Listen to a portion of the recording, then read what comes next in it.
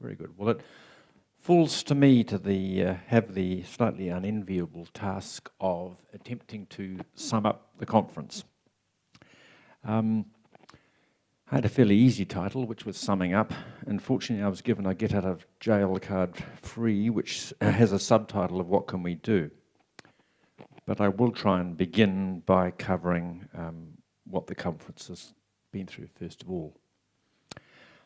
This conference is a third in a series where people who are passionate about sustainable management of mountain lands have gathered to discuss social, environmental and economic issues affecting mountain lands from the perspective of sustainability. So in summing up, first, what have we covered? In a sense that's applicable internationally. It's always sometimes a little bit easy for us in New Zealand to talk about New Zealandish things, and we have done that quite naturally, and I hope some of you from overseas will forgive us for that. But what have I drawn out of some of the bigger themes that we've been attempting to cover? Well, first of all, we've covered spiritual aspects of mountain areas and what they mean for local people in the many ways that local people define themselves around the world. We've discussed biophysical change and natural hazard. We've discussed human impact and how to, in the words of the Resource Management Act, avoid, remedy and mitigate. And we've discussed governance and management issues. So then from those discussions, I've drawn out what I see as some themes, some things that can be taken forward in the future, and some things that we may have danced around perhaps a little too lightly. And I want to say at the outset that these are my views. I hope each of you will, of course, have your own conclusions from this conference. So what are they? First of all, I've been struck by the awareness of spiritual values and how far many have come in recognizing the spiritual values of local people.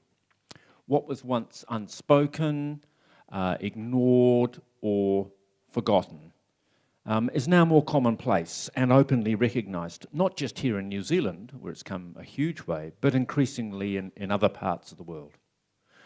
Secondly, what was another theme that's come through? And that is awareness of the awareness of the human footprint and how that awareness has been growing and its effect in sensitive places. And how behaviours of people who are educated and knowledgeable, their behaviours have changed, are changing, and seem likely to change in the future. But there is an elephant in the room, which I will, in this regard, which I'll talk about a little bit later. I think this work that these conferences have done on sustainability and continuing to work on reducing footprints is something that must be carried forward. At the same time, not forgetting to address some of the wider questions of downstream impacts.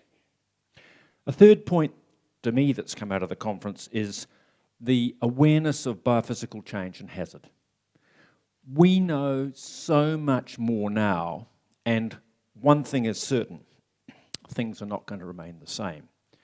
We have to manage for change, and almost certainly probably manage for change at a faster rate than we believe, and this will require, and requires now, greater speed and flexibility than we've applied to date. The culture of a protectionist approach to mountains has served us well and will continue to serve us well into the future. But maintaining that protectionist culture also requires recognition that nature doesn't stand still, it changes, and that humans and their behaviour have to adapt to that natural change. The fourth point that's come out here is the awareness of the role of local communities, of volunteers and commercial enterprises, and the way that they play a role in looking after places. They play a role in changing behaviours, and they play a crucial role in sustaining mountain lands. And finally, another point that has occurred to me as I've listened to all the presentations over the last 3 days is that action of what I would call leadership in changing behaviours and reducing impacts. Firstly, I want to talk a little bit about government agencies. Traditionally, this role has been a critical one performed by organisations like Park Service.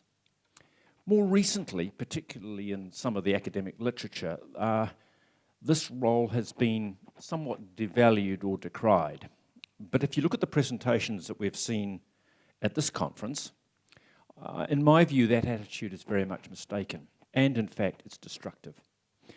Many very important sustainability initiatives are undertaken and led by management agencies. But we need to recognise risks.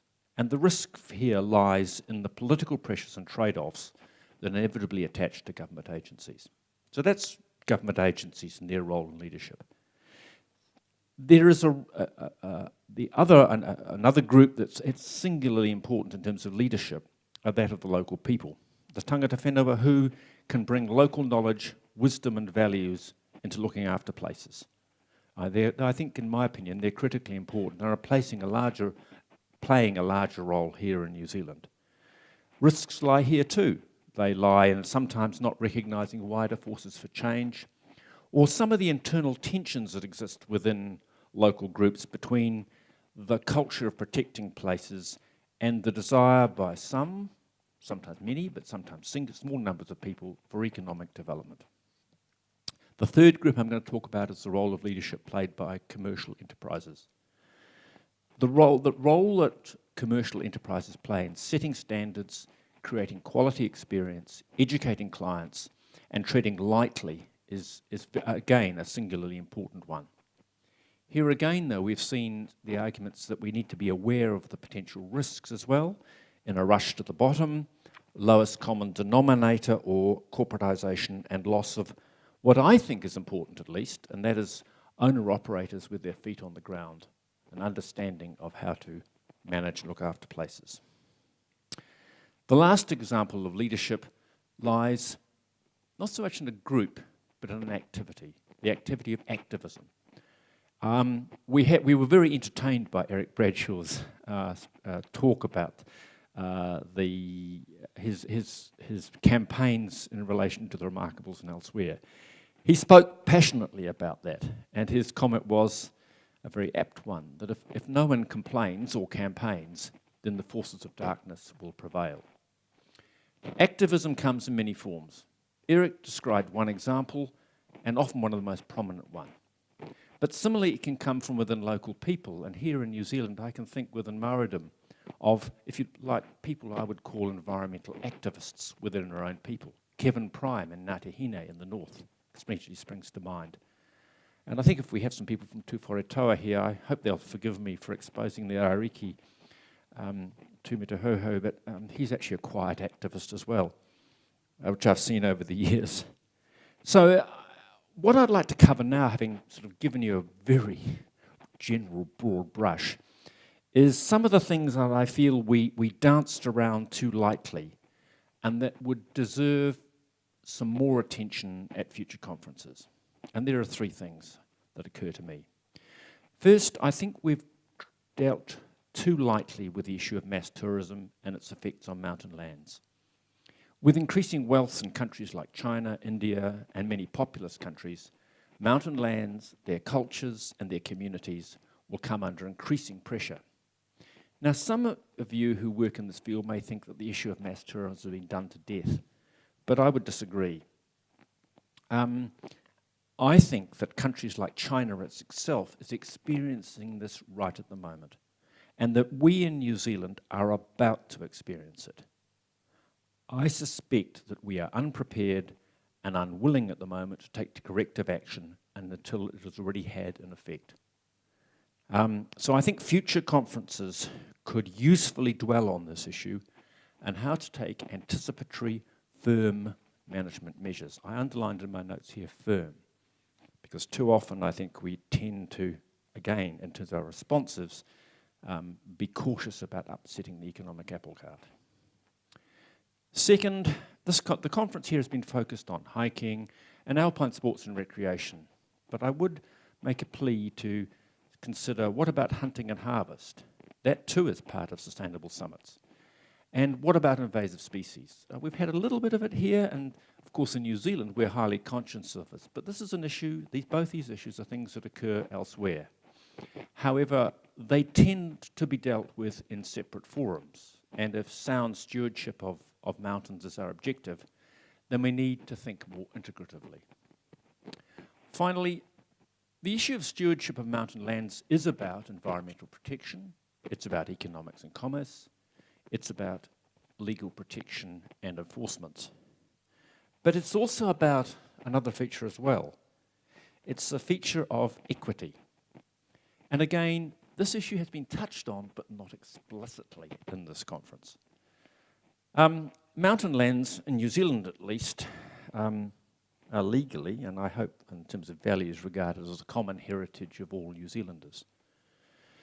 In societies where there are increasing levels of inequality, and I would argue, sort of perhaps controversially, that this is now a first world problem, not necessarily just a developing world problem, then that issue of inequality is ignored at a serious peril. I mean, just look at Brexit or even Trump. There are messages in those debates that are going on. So much of this conference has been about wealthy people's issues. Even here in New Zealand, I would ask the question, how many people can afford to come and stay in this park? And how many families can afford the hut fees of Great Walks? I would like to see the figures in the studies, but I would wonder in our country, and even in countries like the US, whether domestic affordable use is in fact declining, other than at very local, minor, protected areas. And I know that Doc and Jeff and co, or Jeff Daly, will have some of the figures on these, and it does show a very high participation rate. But I think we need to interrogate that much more closely and say, where is that participation happening? My argument would be that it's happening at local, not particularly exciting or inspiring major protected areas. And so I'd be interested to dig into those figures a little bit more. So, sort of begin to wrap up, where to from here? Let's keep up the momentum of the previous conferences about reducing impacts, reinforcing special values of mountain lands, and dealing with change. But let's also expand to focus on anticipating and controlling, and I use that word advisedly, mass tourism, and let's look harder at the role that mountain lands can play in social harmony and equity. Now finally, in Maori society, it's traditional to conclude with a suitable and apt proverb. I'm going to do this, but I'm going to ask someone else to speak for me, someone with vast experience of the mountain lands of the world.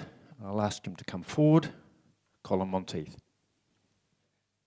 A very, very simple statement from my favourite American writer, Terry Tempest Williams, who writes passionately and powerfully on wild places and national parks. And she just says, the eyes of the future are looking back at us, and they are praying that we can see beyond our own time. Thank you.